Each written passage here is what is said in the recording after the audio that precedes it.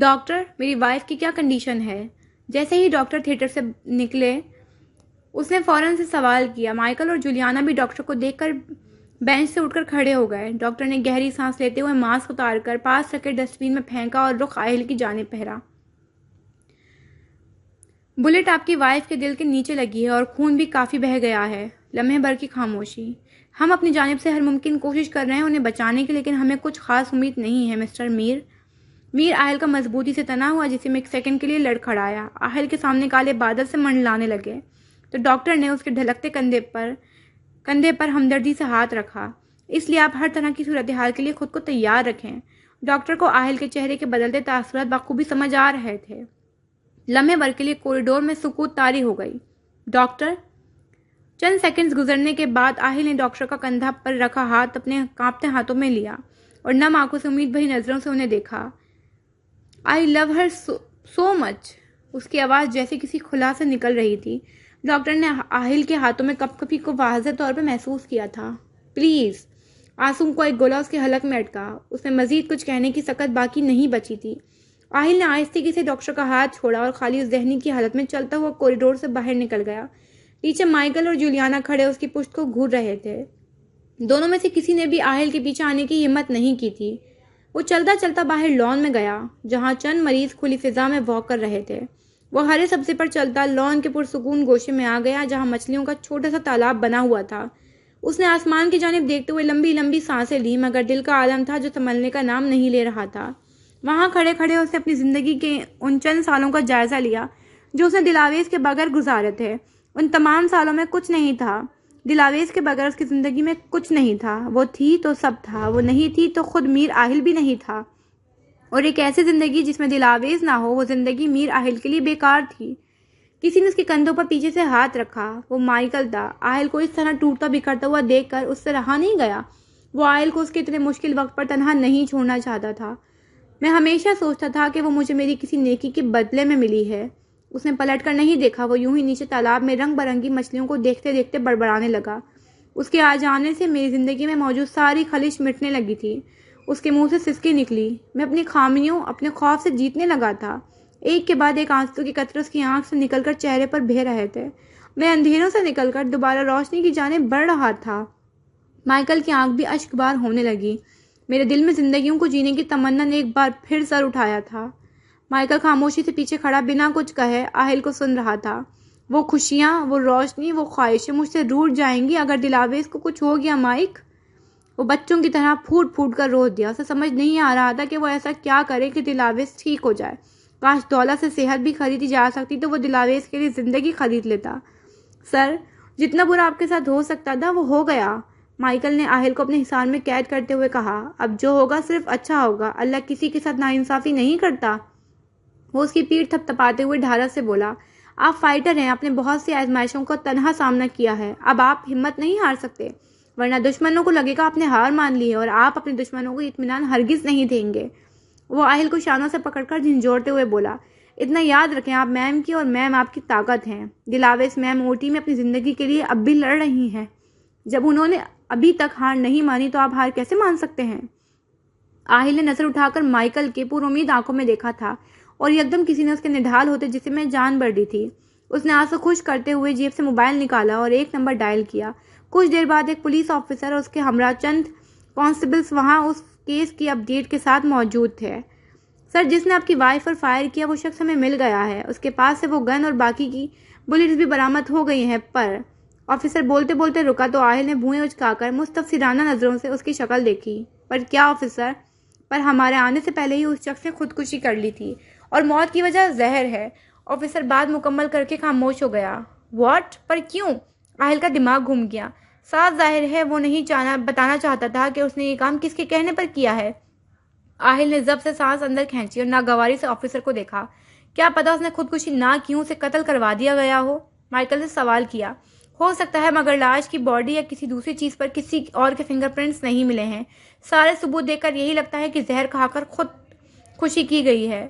کافی professional انداز میں جواب دیا گیا تو مائیکل نے شانے اچکائے۔ ہر حال میں پتہ کرو کہ اسے ایسا کرنے کے لیے کس نے کہا۔ کوئی تو ثبوت ملا ہوگا، اس کا نام، mobile number, I D card, کچھ بھی۔ آہل دائیں سے بائیں چکر کاٹتے ہوئے بولا۔ سر حیرت کی بات ہے اس شخص کے فنگر پرنٹس ریکارڈ میں موجود ہی نہیں. کیا نام ہے؟ کہاں سے آیا ہے؟ کون ہے؟ کوئی اتا پتہ نہیں ہے اور اس گن کا بھی کوئی ریکارڈ موجود ہی نہیں. اور انویسٹیگیشن کے بعد معلوم ہوا کہ جو موبائل اس کے پاس سے ملا تھا، حیرت کی بات ہے اس کے موبائل سے کبھی نہ کوئی کال کی گئی اور نہ کبھی کوئی کال موصول ہوئی ہے. ایسا لگتا ہے جس نے بھی یہ سب کروایا بہت پہلے سے اس کی تیاری کر رہا تھا. سب کچھ اتنا کلین ہے کہ سمجھ نہیں آ رہا. آفیسر کی بات نے آہل اور مائیکل دونوں کے آسان خطا کر دیے. ایسا کیسے ممکن تھا؟ کیا آپ کو کسی پر شک ہے؟ آفیسر نے بغور آہل کی جانب دیکھا اور آہل نے مائیکل کو. میں امید کرتی ہوں کہ تمہیں تمہاری محبت مل جائے. آہل نے چونک کر سر اٹھا کر آفیسر کو دیکھا. اس کے سامنے بکھرے ہوئے پزل کے ٹکڑوں کی ترتیب لمحوں میں درست ہو گئی. اینا اورنگزیب عالمگیر. اس نے چباتے ہوئے ایک ایک لفظ ادا کیا. اس کے ذہن میں پہلے یہ نام کیوں نہیں آیا تھا؟ حالات اسے اتنا ڈسٹرب کر دیا تھا کہ اس کا دماغ چلنا بند ہو گیا تھا. اگلے آدھے گھنٹے کے اندر اینا اورنگزیب کو پوچھ گچھ کے لیے حراست میں لے لیا گیا تھا. اسے انویسٹیگیشن روم میں لے جایا گیا جہاں نیم اندھیرا تھا. درمیان میں ایک ٹیبل اور 2 کرسی آمنے سامنے رکھی ہوئی تھیں، جن میں سے 2 پر اینا دھڑلے سے پیچھے کرسی سے ٹیک لگائے ٹانگ پر ٹانگ رکھ کر بیٹھی ہوئی تھی. سامنے ایک آفیسر کمرے میں دائیں سے بائیں چکر کاٹ رہا تھا. اینا نے گردن دائیں جانب گرا کر سامنے شیشے کی دیوار کو بغور دیکھا اور ہلکا سا مسکرائی. آپ کا کیٹ واک ختم ہو گیا ہے آفیسر، تو جلدی سے سوال جواب کا کھیل شروع کر لیں، کیونکہ مجھے بنا اے سی کے زیادہ دیر بیٹھنے کی عادت نہیں ہے. اور ڈٹائی سے پہلو بدلتے ہوئے بولی تو آفیسر بالمقابل کرسی کھینچ کر بیٹھ گیا. آپ مسٹر میر کو کب سے جانتی ہیں؟ وہ ہاتھ باہم ملاتا ہوا ٹیبل پر جھکا. کافی سالوں سے. کتنے سالوں سے؟ یہی کچھ 4-5 سال. 4 یا 5 پتہ نہیں. اس کے جواب پر آفیسر مسکرایا. اور مسز میر کو؟ جب سے اس کی بزنس ٹائکون میر آہل سے شادی ہوئی ہے، اس سے تھوڑا پہلے سے. کتنا تھوڑا؟ پتہ نہیں. وہ سابقہ انداز میں بولی. جب مسز میر کے ساتھ یہ واقعہ پیش آیا تب آپ کہاں تھیں؟ اینا کا ضبط ڈگمگایا. میں اپنے گھر میں آرام کر رہی تھی. کیوں؟ آپ کی جو سالگرہ تھی، رائٹ، اور آپ کے ڈیڈ نے ایک بہت بڑی پارٹی بھی دی تھی اسی خوشی میں. پھر آپ وقت سے پہلے ہی کیوں چلی گئیں؟ سوال سیدھا تھا مگر اینا کو ناگوار گزرا. میرا موڈ ختم ہو گیا تھا پارٹی کرنے کا، اس لیے گھر چلی گئی. اور ابھی مت پوچھیے گا کہ موڈ کیوں ختم ہو گیا تھا. اس سوال کی جواب دہ نہیں ہوں میں. پلیز میم ہمارے ساتھ تعاون کریں تاکہ ہم قاتل تک جلد از جلد پہنچ سکیں. اس کی بات پر اینا غصے سے کھڑی ہو گئی. What the hell! میں اینا اورنگزیب اور اورنگزیب عالمگیر کی اکلوتی بیٹی تو میں قاتل دکھائی دیتی ہوں؟ اس نے ٹیبل پر زور سے ہاتھ مارتے ہوئے غصے سے بولا. میم پلیز بیٹھ جائیں. آفیسر کا انداز خبردار کرنے والا تھا. اینا کے کان غصے سے مزید سرخ ہو گئے. میرا اس واقعے سے کوئی تعلق نہیں ہے، سمجھے آفیسر؟ اور کس بنا پر مجھ سے پوچھ گچھ کی جا رہی ہے؟ ایک ایک لفظ کو ٹہر ٹہر کر ادا کیا گیا. اس سے پہلے کہ آفیسر کچھ کہتا، کمرے کا دروازہ کھول کر میر آہل اندر داخل ہوا. آہل کے آتے ہی آفیسر کمرے سے باہر چلا گیا. اب کمرے میں اینا اورنگزیب اور میر آہل تنہا رہ گئے تھے. میرے کہنے پر تمہیں انویسٹیگیشن میں شامل کیا گیا ہے اینا اورنگزیب. میر آہل کی گردن کی نسیں ابھرنے لگیں. میں نے کچھ نہیں کیا آہل، وہ سپاٹ چہرے کے ساتھ بولی. یہ تمہارے اعمال ہیں جو تمہارے سامنے آئے ہیں. بہت تکبر تھا تمہیں، خود پر اور اپنی بیوی پر. بس اللہ نے اسی کی سزا دی ہے تمہیں. اینا نے مصنوعی لاپرواہی سے شانے اچکاتے ہوئے کہا. مزید کوئی فضول بکواس کی تو تمہیں یہیں زندہ درگور کر دوں گا میں، سمجھی؟ اس نے غصے سے مٹھی بھینچتے ہوئے بلند آواز میں کہا تو اینا اس کی آنکھوں میں آنکھیں ڈالتے ہوئے ایک قدم آگے آئی اور وحشت سے مسکرائی. وہ باتیں مت کرو میر آہل جو تم نہیں کر سکتے. وہ ایک سیکنڈ رکی اور ہاں، آئندہ میرے سامنے اونچی آواز میں بات مت کرنا. اس کے چہرے پر ایک عجیب سی وحشت طاری تھی. آہل محض دانت پیس کر رہ گیا. چند لمحے بعد 2 کانسٹیبلز کمرے میں داخل ہوئے. میم آپ جا سکتی ہیں. اینا نے کٹیلی نظروں سے میر آہل کا سرخ ہوتے چہرے کو دیکھا اور خاموشی سے اس کے برابر سے نکل گئی اور میر آہل وہاں تنہا کھڑا رہ گیا. 5 گھنٹے گزر گئے تھے اور پولیس کو اس کیس کے متعلق کوئی ثبوت نہیں ملا تھا. جس شخص نے دلاویز پر فائر کیا تھا اس کے بارے میں پولیس اب بھی چھان بین کر رہی تھی. تمام نیوز چینلز پر اینا اورنگزیب کے اس کیس میں ملوث ہونے کی خبروں کو چٹپٹے انداز میں نشر کیا جا رہا تھا. اس ہلچل سے دور واپس اسپتال کے اس خاموشی کوریڈور میں آؤ تو یہاں 400 یاسیت بڑا ماحول تھا. مائیکل اور جولیانا بینچ پر بیٹھے مسلسل دلاویز کی صحت یابی کی دعا مانگ رہے تھے. ڈاکٹرز نے آپریشن کے ذریعے بلٹ تو نکال لی تھی مگر دلاویز کا زندہ رہنا بہت مشکل تھا. ہر گزرتا پل اسے زندگی سے دور لے جا رہا تھا. ڈاکٹرز کے مطابق جب تک دلاویز بے ہوشی کی حالت میں تھی اس کے لیے ایک ایک منٹ کریٹیکل تھا. میر آہل نے شیشے کے دوسری جانب زندگی اور موت کے درمیان جھولتی دلاویز کو دیکھا. اس کے چہرے پر آکسیجن ماسک لگا تھا اور ہاتھ کی پشت پر کینولا پیوس تھا، جس کے ذریعے ڈرپ میں موجود مایع اس کی نسوں کے راستے بدن میں داخل ہو رہا تھا۔ ایک نرس نے ڈرپ میں انجیکشن لگایا اور مانیٹر میں نظریں مرکوز کیے فائل میں کچھ لکھنے لگی، پھر روم سے باہر آ گئی۔ میر آہل وہیں شیشے کے سامنے کھڑا رہا، آنکھیں صحرا ہو گئی۔ اس نے شیشے کو آہستگی سے چھوا، جیسے اس کے بے حس رخساروں کو چھو رہا ہو۔ کچھ گھنٹوں پہلے تک اس کے چہرے پر کتنی رونق تھی، اور اب یہ چہرہ بنجر پڑا تھا، وہاں زندگی کی کوئی دمک نہیں تھی۔ محبت ہر پل انسان کو سولی پر لٹکائے رکھتی ہے، کبھی لا حاصل کی تکلیف تو کبھی مل کر بھی محبت کو کھو دینے کا خوف۔ وہ دلاویز سے ملا تو اسے لگا اب سب کامل ہے، مگر وہ بھول گیا تھا کہ موت وہ دستک ہے جو اچانک خوشیوں کے دروازے پر پڑتی ہے اور سب ویران کر دیتی ہے۔ اس کی دنیا بھی ویران ہو رہی تھی اور وہ کچھ نہیں کر پا رہا تھا۔ یا اللہ، اس انتظار کو عارضی رکھنا، ورنہ تیرا یہ بندہ پھر سے ٹوٹ جائے گا۔ اس نے سر شیشے سے ٹکاتے ہوئے سرگوشی کی تھی۔ انتظار کا ایک ایک لمحہ ایک صدی جیسا لگ رہا تھا۔ الہان نے جیسے ہی برمنگھم لینڈ کیا، اسے ایئرپورٹ کے اندر ہی روک لیا گیا۔ کسی کو بھی ایئرپورٹ کی دسترس سے باہر جانے کی اجازت نہیں تھی۔ اس نے پیشانی سے کلائی پر بندی گھڑی کو دیکھا اور بادل نخواستہ اورنگزیب عالمگیر کو کال کی۔ اس وقت اورنگزیب اپنے گھر کے ٹی وی لاؤنج میں رکھے جہازی صوفے پر ٹانگ رکھ کر بیٹھے ہوئے تھے جب الہان کی کال ان کو موصول ہوئی۔ اس کی اچانک برمنگھم آمد پر وہ کچھ حیران ہوئے تھے۔ وہ ایسے حالات میں الہان کو یہاں ہونے کی بالکل بھی توقع نہیں کر رہے تھے، خاص طور پر تب جب اینا کو پوچھ گچھ کے لیے تحویل میں لیا گیا تھا۔ بہرحال اورنگزیب عالمگیر کبھی شہر میں اثر رسوخ تھے۔ انہوں نے فوراً ایئرپورٹ اتھارٹی کو فون کر کے الہان کو وہاں سے نکلنے کی اجازت دلوا دی تھی۔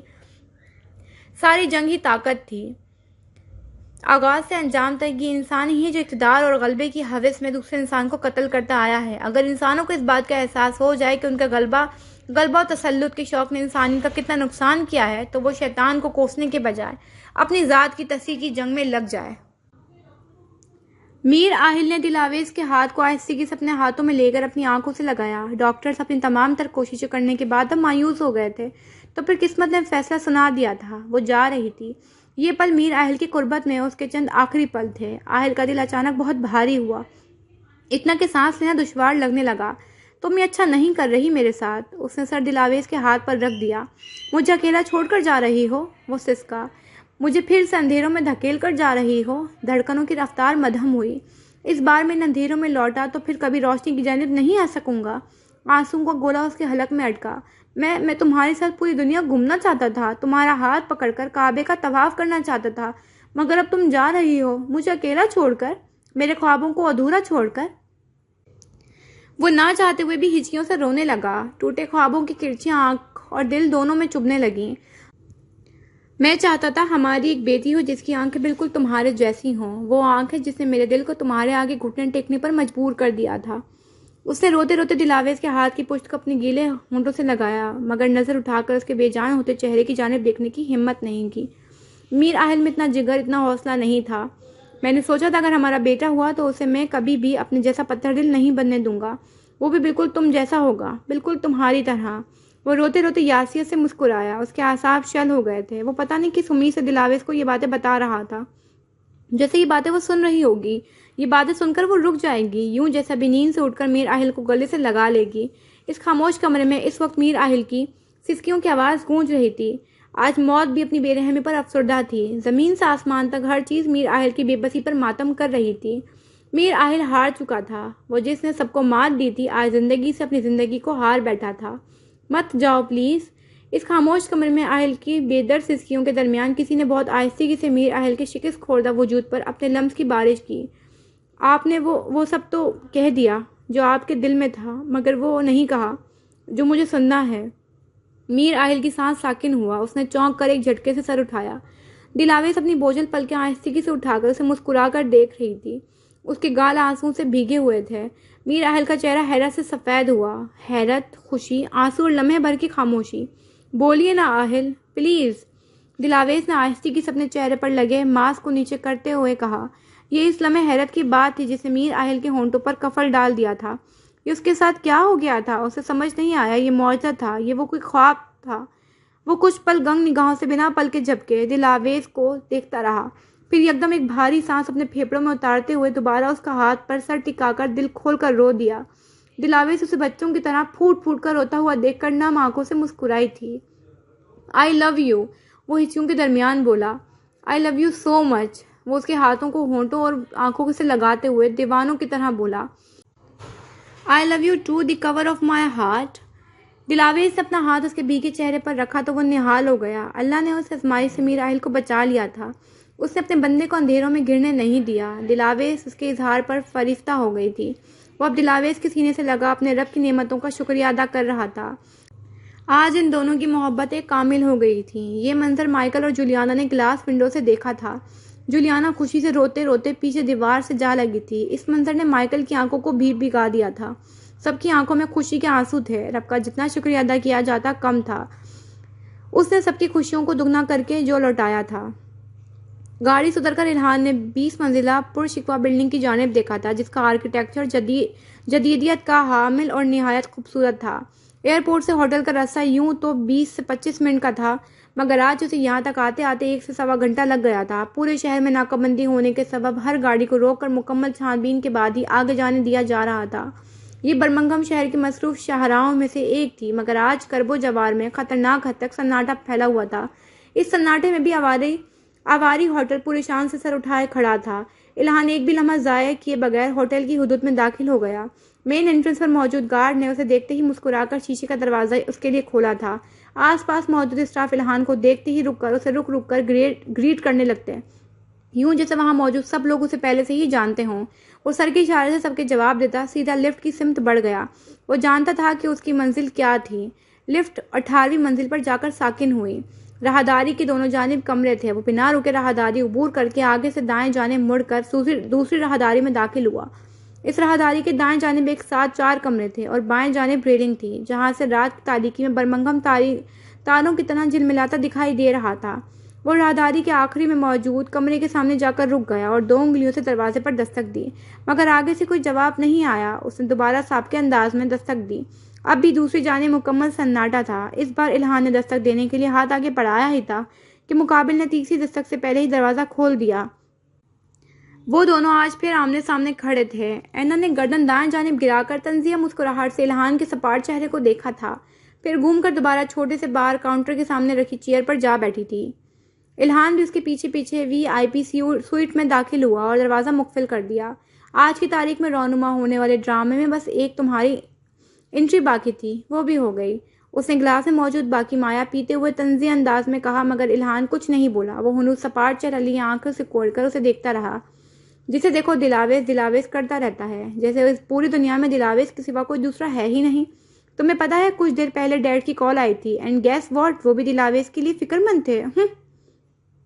اس نے ہنکارا بھرا اور شراب کی بوتل کو گلاس میں انڈیلا، مگر گلاس کے ہونٹوں سے نہیں لگایا۔ الہان کی خاموشی اس کی سماعتیں پھاڑ رہی تھی۔ تم بھی کہہ دو جو کہنا ہے، میر اہل پولیس آفیسر اور ڈیڈ کی طرح۔ اس نے پیچھے کھڑے الہان کو مڑ کر غصے سے دیکھا، مگر اس کی آنکھوں میں موجود اپنے لیے ترس دیکھ کر اس کے تن بدن میں عجیب قسم کے ابال اٹھا۔ تمہیں بھی لگتا ہے نا دلاویز کے ساتھ جو کچھ بھی ہوا وہ میں نے کروایا ہے؟ بولو۔ اس نے ایک پل کے لیے رک کر الہان کی بنجر آنکھوں میں دیکھا۔ اتنی خالی آنکھیں اس نے آج سے پہلے کبھی نہیں دیکھی تھیں۔ ہاں، میں نے ہی یہ سب کروایا ہے۔ اس نے گلاس کو غور سے دیکھتے ہوئے عجیب انداز میں سرگوشی کی۔ سب میں نے کیا ہے، دلاویز پر فائر میں نے کروایا ہے۔ اس نے کاؤنٹر کے کنارے کو سختی سے بھینچا۔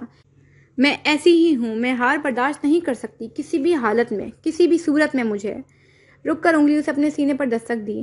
مجھے کوئی بھی مات نہیں دے سکتا۔ اگر مجھے میری محبت نہیں مل سکی تو پھر میر اہل کو بھی اس کی محبت نہیں مل سکتی۔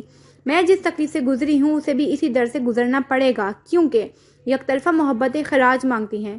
وہ چلاتے ہوئے بولی، مگر الہان کے منہ سے ایک لفظ نہیں نکلا۔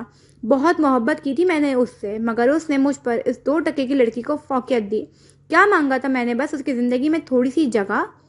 اس نے غصے سے ہاتھ مار کر کاؤنٹر پر رکھی بوتل اور گلاس کو زمین پر پھینک دیا۔ کانچ کے چھوٹے چھوٹے ٹکڑے ماربل پر بکھر گئے۔ گلاس میں موجود مایا سفید فرش پر فانوس کی روشنی میں چمکنے لگا۔ کیا زیادہ مانگا تھا میں نے؟ بولو، کیا زیادہ مانگ لیا تھا میں نے؟ وہ چیخ رہی تھی، چلا رہی تھی، مگر سامنے والا مکمل سناٹے میں تھا۔ اتنے گلٹ کے ساتھ تم زندگی کیسے گزارو گی اینا؟ اینا نے مڑ کر الہان کو دیکھا اور کچھ پل خاموشی سے دیکھتی چلی گئی، پھر یکدم بلند بانگ کہکا لگا کر ہنسی اور پھر ہنستی چلی گئی۔ گلٹ؟ وہ الہان کے گرد زور زور سے ہنستے ہوئے چکر کاٹنے لگی، مگر الہان اپنی جگہ ساکن کھڑا رہا۔ کس بات کا گلٹ الہان؟ کس گلٹ کی بات کر رہے ہو تم؟ وہ یکدم سنجیدگی سے کہتے ہوئے اس کے بالمقابل آ کر کھڑی ہو گئی۔ تم نے دلاویز کو جان سے مارنے کی کوشش کی ہے نا؟ اس بات کا گلٹ الہان کے ماتھے پر بل پڑے۔ کون ثابت کرے گا کہ میں نے دلاویز کو مروانے کی کوشش کی ہے؟ کیا ہے کوئی ثبوت؟ اس نے مکاری سے بھوئیں اچکاتے ہوئے مسکرا کر الہان کو دیکھا۔ دلاویز پر قاتلانہ حملے میں نے یعنی اینا اورنگزیب نے کروایا ہے۔ کون ثابت کرے گا؟ بتاؤ۔ اینا کی ہنسی و وحشت میں بدلی۔ صحیح کہا تم نے اینا، اس نے افسردگی سے نیچے دیکھتے ہوئے کہا۔ کوئی تمہارے خلاف ثبوت پیش نہیں کر سکتا۔ الہان نے سر کو دائیں بائیں ہلایا۔ سوائے تمہارے۔ اینا نے چیلنجنگ انداز میں الہان کو دیکھ کر تمسخر انداز میں مسکرائی تو جواباً الہان بھی یاسیت سے مسکرایا۔ اپنا خیال رکھنا اینا، اس نے نرمی سے اینا کا گال کو چھو کر کہا تو اس نے سوالی نظروں سے الہان کو گھورا۔ کیونکہ آج کے بعد ہم دونوں کبھی نہیں ملیں گے۔ وہ الٹے پیر 2 قدم پیچھے ہوا مگر اس کی نظریں اب بھی اینا کے رنگ بدلتے چہرے پر تھیں۔ کچھ بہت عجیب تھا اس کے انداز میں جو اینا اورنگزیب کو کھٹکا۔ الہان نے آہستگی سے سوئٹ کا دروازہ کھولا۔ پیچھے اینا ٹکٹکی باندھوں سے گھور رہی تھی۔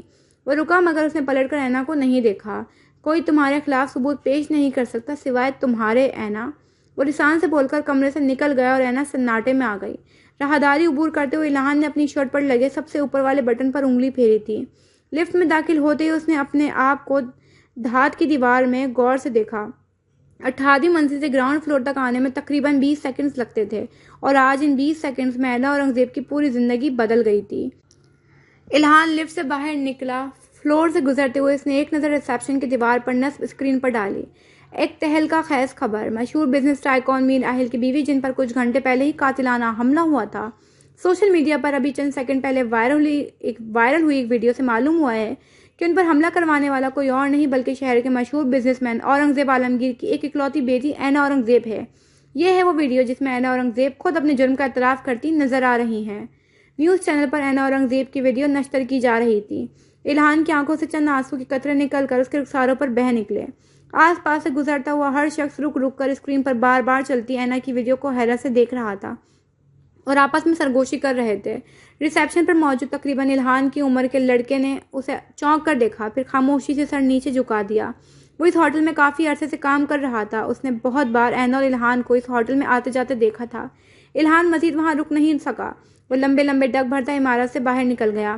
جب وہ یہاں آیا تو ہر طرف ایک خوفناک سا سناٹا تھا اور اب جب وہ یہاں سے جا رہا تھا تو ایک خوفناک قسم کی ہلچل مچ گئی تھی۔ ٹھیک 55 منٹ بعد وہ دوبارہ لندن جانے کے لیے برمنگھم ایئرپورٹ کے ٹرانزٹ لاؤنج میں داخل ایک بینچ پر بیٹھا اپنی فلائٹ کا انتظار کر رہا تھا جو کسی وجہ سے 20 منٹ لیٹ تھی۔ اس جیسے اور بھی بہت سے مسافر وہاں بیٹھے ہوئے تھے۔ دائیں جانب شیشے کی دیوار تھی جس سے باہر جھانک کر دیکھو تو ایک قطار میں چند طیارے کھڑے تھے۔ ایک رن وے بالکل سنسان پڑا تھا۔ اوپر سامنے دیوار پر LED لگی ہوئی تھی۔ نیوز چینل پر اینا اورنگزیب کے متعلق پل پل کی خبر کو نشر کیا جا رہا تھا۔ آخر کار پولیس نے اینا اورنگزیب کی لوکیشن ٹریس کر لی اور وہ اپنی ذاتی ہوٹل آواری میں اس وقت موجود ہے۔ الہان دونوں کوہنیاں گھٹنے پر ٹکائے خالی اور ذہنی کی کیفیت میں نیوز چینل پر چلتے سارے مناظر دیکھ رہا تھا۔ پولیس ہوٹل کو گھیرے کھڑی تھی۔ اس نے منہ اپنی ہتھیلیوں میں چھپا لیا۔ اس کے آگے وہ مزید نہیں دیکھ سکتا تھا۔ اپنی بہن کے ہتھکڑی لگے ہاتھ دیکھنے کی ہمت اس میں نہیں تھی۔ وہ کب سے اتنا حساس ہو گیا تھا اسے خود پتہ نہیں چلا تھا۔ وہ بس جلد از جلد اس شہر سے نکل جانا چاہتا تھا۔ اس شہر سے اس کی بہت سی یادیں وابستہ تھیں، وہ یادیں جو اب اسے جینے نہیں دیتی تھیں۔ اس شہر میں اس نے اپنا سب کچھ کھویا تھا۔ بڑا ظلم کیا تھا برمنگھم نے الہان پر، بڑا ظلم۔ اناؤنسمنٹ ہوتے ہی اس نے ہتھیلی سے اپنے آنسوؤں کو خشک کیا، پھر کلائی پر بندی گھڑی پر نظر ڈالی اور ایگزٹ ڈور کی جانب چل پڑا۔ اور الہان نے پلٹ کر پیچھے نہیں دیکھا کیونکہ کسی کو چھوڑ کر جاتے ہوئے پلٹ کر دیکھنے سے ارادے کمزور پڑنے لگتے ہیں، اور وہ کمزور نہیں پڑنا چاہتا تھا کیونکہ کمزور مردوں کو یہ دنیا بڑی حقارت بھری نظروں سے دیکھتی ہے۔ میر آہل ایک پل کے لیے بھی دلاویز کے پاس سے ہلا نہیں تھا۔ دلاویز نیم بے ہوشی میں تھی اور آہل ٹکی باندھے مروب سا اسے دیکھ رہا تھا جیسے چاند کو چکور دیکھتا ہے۔ اس کی زندگی کی روشنی لوٹ آئی تھی۔ اس چہرے پر ایک بار پھر زندگی کی دمک دکھائی دینے لگی تھی۔ کوئی میر آہل کو دیکھ لیتا تو دیوانہ کہتا۔ عالم یہ تھا کہ مقابل نے پلکیں تک نہیں جھپکی تھیں کہ محبوب نظر سے اوجھل نہ ہو جائے، یا پھر اگر یہ خواب ہے تو کہیں وہ نیند سے جاگ نہ جائے۔ آہل کے چہرے کی مسکراہٹ نے اس کے اندر کا حال کھول کر رکھ دیا تھا۔ وہ ہاتھ کا مکر ٹھوڑی کے نیچے ٹکائے اسے خاموشی سے دیکھ رہا تھا۔ میری زندگی میں ایسے موقع بہت کم آئے ہیں کہ میں نے اللہ کی نعمتوں کا شکر ادا کیا ہے۔ میں بے وقوف کتنا غافل تھا اس کی نعمتوں اور برکتوں سے، لیکن آج کے بعد میں کبھی بھی اس کا شکر ادا کیے بغیر سو نہیں پاؤں گا۔ وہ اپنے خیالات کی اور پہ مسکرایا جب کسی نے میر اہل کے کندھے پر آہستگی سے اپنا ہاتھ رکھا تھا تو وہ چونکا۔ اس نے پلٹ کر دیکھا تو مائیکل اس کے سر پر کھڑا تھا۔ یار مائیکل، کبھی تو کباب میں ہڈی بننے سے گریز کیا کرو۔ اس نے بیزاری سے سر کو جنبش دی۔ مائیکل کچھ کہنے کے بجائے خاموش ہو گیا۔ اس کی جانب سے مکمل خاموشی محسوس کرتے ہوئے میر اہل نے پھر سے پلٹ کر اسے سوالی نظروں سے دیکھا۔ سر، اس نے دروازے کی جانب سے اشارہ کرتے ہوئے سنجیدگی سے اسے مخاطب کیا تو میر اہل نے ایک نظر دلاویز پر ڈالی اور کوٹ کا بٹن مقفل کرتے ہوئے اس کے ساتھ کمرے سے باہر آ گیا۔ کیا ہوا مائک؟ اس کے ماتھے پر بل پڑے۔ سر، اس شخص کا پتہ چل گیا ہے۔ کون ہے؟ یکدم میر اہل کی آواز بدلی۔ جواب میں کچھ کہنے کے بجائے مائیکل نے فون کی اسکرین اس کے سامنے کر دی۔ اینا اورنگزیب کی وائرل ویڈیو اسکرین پر ابھری۔ میر اہل کی آنکھوں کا رنگ بدلا اور جبڑے سختی سے بھیج گئے۔ کوئی بھی اس لمحے میر اہل کے چہرے پر ابھرتے تاثرات کو دیکھ لیتا تو ڈر جاتا۔ وہاں قیامت برپا تھی۔ سامنے ساتھی جولیانا کے قدم سست ہوئے۔ میر اہل کو اتنے تیش میں دیکھ کر وہ راہداری کے سرے پر ہی رک گئی۔ مائیکل، گاڑی نکالو۔ میر اہل نے ضبط سے مٹھی بھینچتے ہوئے اسے حکم دیا اور الفاظ اس کے منہ سے نکلنے کی دیر تھی۔ مائیکل نے فوراً اس کے حکم کی تعمیل کی۔ جاتے جاتے میر اہل جولیانا کے پاس رکا۔ ڈونٹ وری سر، میں میم کا دھیان رکھوں گی۔ وہ میر اہل کے کچھ کہنے سے پہلے ہی اس کی بات سمجھ گئی تھی۔ اہل ایک لمحہ ضائع کیے بغیر لمبے ڈگ بھرتا باہر چلا گیا۔ اینا اورنگزیب کی VIP سوئٹ میں اس وقت بلا کا سناٹا تھا اور اس سناٹے محض نیوز چینل پر چیختے اینکر کی آواز گونج رہی تھی۔ اس نے بیزاری سے بھوئیں اچکاتے ہوئے پاس رکھا ریموٹ اٹھایا اور TV بند کر دیا۔ اب کمرے میں صرف اس کی سانسوں کی آوازیں سنائی دے رہی تھیں۔ اس خوفناک سناٹے اور خاموش سانسوں کے درمیان ایک محشر برپا تھا جس کا عالم صرف اینا ہی محسوس کر سکتی تھی۔ وہ اٹھی اور سیدھا واش روم میں داخل ہو گئی۔ سامنے دیوار پر آئینہ لگا تھا جس میں اس نے خود کو بغور دیکھا تھا۔ وہ کچھ دیر خاموشی سے بس خود کو دیکھتی چلی گئی، پھر وارڈروب سے سیاہ رنگ کا سلک کا گاؤن نکالا۔ چند لمحے بعد وہ سیاہ گاؤن میں ملبوس سجی سوری آئینے کے سامنے کھڑی تھی۔ اس نے آج آنکھوں میں بھر کر کاجل لگایا تھا۔ ہونٹوں پر سرخ رنگ کی لپسٹک تھی۔ اینا نے انگلی کے پوروں سے ہونٹ کے کنارے سے اپنی لپسٹک درست کی اور سیاہ ہائی ہیلز میں باری باری پاؤں ڈالے۔ اب وہ اپنے قد سے 5 انچ مزید لمبی لگ رہی تھی۔ بلا شبہ وہ بہت حسین تھی۔ اس سے محبت کرنے والے دعوے داروں کی کمی نہیں تھی، لیکن اینا نے جس کی محبت کا کلمہ پڑھا تھا وہ اس کی محبت کا انکاری تھا۔ وہ خود کو شیشے میں دیکھ کر یاسیت سے مسکرائے۔ جس خوبصورتی پر اسے ناز تھا آج وہی حسن اسے پھیکا پھیکا لگ رہا تھا۔ آنسوؤں کا ایک قطرہ اس کی آنکھ کے کنارے پر آ کر ٹھہر گیا۔ افسوس، اس کے تابوت میں آخری کیل ٹھوکنے والا کوئی اور نہیں اس کا بھائی تھا۔ آنکھ کے کنارے پر ٹھہرا ہوا آنسو باہر نہیں نکلا بلکہ وہیں خشک ہو گیا۔ اسی لمحے دروازے پر دستک ہوئی تھی۔ اینا اورنگزیب نے گہری سانس لی اور سر اٹھا کر آئینے میں ایک بار پھر خود کو دیکھا۔ اس کی نگاہوں میں اپنے لیے اچانک رشک ابھرا تھا۔ اس نے کبھی کسی کے آگے سر نہیں جھکایا تھا تو اب کیسے جھکا دیتی؟ اس نے تفاخر سے خود کو سر سے پاؤں تک دیکھا۔ دیکھتے ہوئے قدم دروازے کی جانب بڑھا دیے۔ وہ سیاہ تھی اور اسے اپنی یہ سیاہی دلوں جان سے قبول تھی۔ اس نے جو کیا اپنے لیے کیا تھا، اپنی انا کی تسکین کے لیے کیا تھا اور اسے اپنے کیے پر کوئی شرمندگی نہیں تھی۔ دروازے کے سامنے جا کر وہ رک گئی۔ قسمت نے تمام دروازے اس پر بند کر دیے تو کیا ہوا؟ آج ایک دروازہ وہ خود پر کھولنے والی تھی اور اس بار اینا اورنگزیب اپنی قسمت کا فیصلہ خود کرنے جا رہی تھی۔ اس نے آگے بڑھ کر دروازہ کھول دیا اور چند کانسٹیبلز اس کے سامنے ریوالور تانے اندر داخل ہوئے تھے۔ مس اینا اورنگزیب، ہمارے پاس آپ کی گرفتاری کے آرڈرز ہیں۔ اینا اورنگزیب کی کہانی کا آغاز جس نے بھی لکھا ہو، مگر اپنی کہانی کا انجام وہ خود لکھنا چاہتی تھی، بالکل اپنے انداز میں، اور اس کا انداز سیاہ تھا، اندھیرے سے بھی زیادہ سیاہ، زیادہ گہرا، رات سے بھی زیادہ کالا، اینا اورنگزیب جیسا سیاہ۔ ان کی پشت پر چمکتے ہوئے سورج سے پھوٹی شعاعیں اس کے چہرے پر گریں تو اینا کی آنکھیں چندیاں گئیں۔ اس نے جھنجھلا کر ہاتھ اپنی آنکھوں پر رکھا۔ وہ سیاہ تھی تو اجالا اسے کیسے راز آ سکتا تھا؟ چپ چاپ سرنڈر کر دیں، فیمیل کانسٹیبل نے تنبیہ کی۔ اینا اورنگزیب نے چہرے سے ہاتھ ہٹاتے ہوئے آنکھیں سکوڑ کر انہیں گردن دائیں جانب گراتے ہوئے مغرور سے انداز میں دیکھا۔ اینا کی خاموشی ماحول میں ہیجان پیدا کر رہی تھی۔ خطرہ محسوس کرتے ہوئے کانسٹیبلز کی گرفت ریوالور پر مزید سخت ہوئی۔ اینا اورنگزیب نے ان کے محتاط انداز پر فیمیل کانسٹیبل کو مسکرا کر دیکھا تھا۔ اسے ان کی آنکھوں میں یہ خوف پسند آیا تھا اور پھر بنا کسی مزاحمت کے اینا نے اپنی دونوں کلائیاں آہستگی سے پولیس کانسٹیبلز کے آگے پھیلا دیں۔ فیمیل کانسٹیبل کچھ لمحے تو حیرت سے اینا اورنگزیب اور اس کی کلائیوں کو دیکھتی رہی، پھر ریوالور کو واپس ہولسٹر میں اڑستے ہوئے آئی اور اینا اورنگزیب کے دونوں ہاتھوں میں ہتھکڑی لگا دی۔ 2 میل کانسٹیبلز اینا اورنگزیب کے آگے اور 2 فیمیل کانسٹیبلز اس کے پیچھے موجود تھے جب اسے کمرے سے باہر لایا گیا۔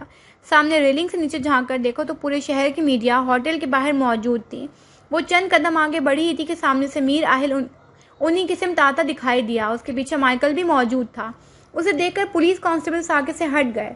میر آہل اور اینا اورنگزیب کی نگاہیں بر وقت ایک دوسرے سے ٹکرائی تھیں۔ یہاں آتے ہوئے اس نے سوچا تھا کہ جب اینا اس کے سامنے آئے گی تو دلاویز کا ضرر پہنچانے کی جرم میں وہ اسے سزائے موت دے دے گا، مگر نہ جانے کیوں اس لمحے اسے اینا کے حال پر ترس آیا۔ جو لوگ اپنی موت سے پہلے ہی مر جاتے ہیں ان کی سب سے بڑی سزا زندگی ہوتی ہے۔ اینا چند لمحے یوں ہی خالی نظروں سے میر آہل کو دیکھتی رہی اور پھر یاسیت سے مسکرائی۔ اس سے زیادہ برا کیا ہوگا میرے تو دشمن بھی اب مجھے نفرت سے نہیں دیکھتے۔ اس نے زوردار کہکا لگایا، مگر اس کہکے میں بلا کی اداسی تھی۔ میر آہل دونوں ہاتھ جیب میں مقید کیے اسے کھڑا خاموشی سے دیکھتا رہا۔ وہ ٹھیک ہی کہہ رہی تھی، چاہ کر بھی میر آہل اس سے نفرت نہیں کر پا رہا تھا۔ یکدم ہوا کا رخ بدلا۔ یہ مت سوچنا میر آہل کہ میں تمہیں بھول جاؤں گی۔ ہتھ کڑی لگے ہاتھوں سے اینا نے اپنے چہرے پر آئی لٹوں کو کان کے پیچھے اڑسا تھا۔ تم نے ایک بار پوچھا تھا مجھ سے کہ میرے لیے محبت کیا ہے؟ وہ فاتحانہ انداز میں مسکرائی۔ میر آہل بنا کسی تاثر کے اس کی بات سنتا رہا۔ میں آج تمہیں بتاتی ہوں میرے لیے محبت کیا ہے۔ وہ ذرا آگے آئی تو فیمیل کانسٹیبل نے اسے بازوں سے تھام کر پیچھے کھینچا، مگر اینا نے بات جاری رکھی۔ میں اپنی محبت میں جنون کی کوئی بھی حد توڑ سکتی ہوں۔ میر آہل نے اپنی بھوئیں مستفسرانہ انداز میں اچکائیں۔ میں کسی کو بھی مار سکتی ہوں۔ وہ سانس لینے کو رکی مگر اس نے سانس نہیں لی۔ اینا اورنگزیب کے چہرے پر ایک پراسرار سی مسکراہٹ ابھری تھی اور آنکھوں میں ایک عجیب سا تاثر تھا۔ ہوا کا رخ اینا کے مخالف تھا۔ اس کے بال پھڑ پڑانے لگے۔ اور خود بھی مر سکتی ہوں۔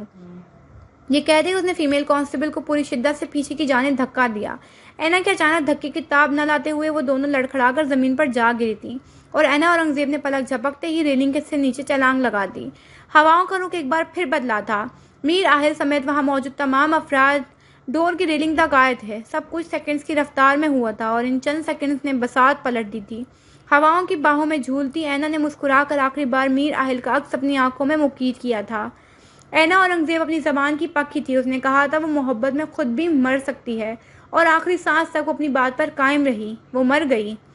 جب لمحہ دھندلا لگتا ہے اور یادیں دھندلی ہو جاتی ہیں، جب روح گلتی ہوئی محسوس ہوتی ہے اور دل کی دھڑکنیں ساکن ہو جاتی ہیں، تو اس لمحے آپ دنیا کی تمام بندشوں سے بری و ضمع ہو جاتے ہیں۔ آپ سکون میں آ جاتے ہیں، آپ کی دنیا شانت ہو جاتی ہے، سارے حساب برابر ہو جاتے ہیں۔ وہ کوئی جن یا آصف نہیں تھی، وہ اینا اورنگزیب تھی جو میر آہل پر عاشق ہوئی تھی۔ جیتے جی وہ کبھی میر آہل کے ساتھ نہیں رہ سکی، مگر مرنے کے بعد اب دن کے ایک پہر وہ کسی سائے کی طرح اس کے ساتھ رہتی تھی، اس کا خیال بن کر۔ میر آہل کو اینا اورنگزیب سے محبت نہ کرنے کا پچھتاوا نہیں تھا، مگر اس کے چلے جانے کا افسوس ضرور تھا۔ کچھ لوگ آپ کے لیے مر بھی سکتے ہیں، یہ جاننے کے باوجود بھی آپ کو ان سے محبت نہیں ہو پاتی، پتہ نہیں کیوں۔ لیکن محبت کی جنگ میں اکثر لوگ، وقت، حالات اور قسمت سب آپ کے مخالف ہو جاتے ہیں۔ لیکن اینا اورنگزیب کے لیے یہ محبت یا نفرت کی جنگ نہیں تھی، اس کے لیے یہ انا کی جنگ تھی۔ اسے محبت نہ ملنے سے زیادہ ٹھکرائے جانے کا غصہ تھا۔ وہ اپنی سیاہی سمیت اس دنیا سے چلی گئی تھی۔ اینا نے محبت تو کی تھی، مگر وہ محبت کی معراج کو نہ چھو سکی، اپنے اندر کی سیاہی کو نہ مات دے سکی، اپنی انا، اپنی میں کا گھلا نہیں گھونٹ سکی۔ اور محبت کا تقاضا تو اپنی انا کا قتل کرنا، اپنی میں کو مٹا کر تو ہو جانا۔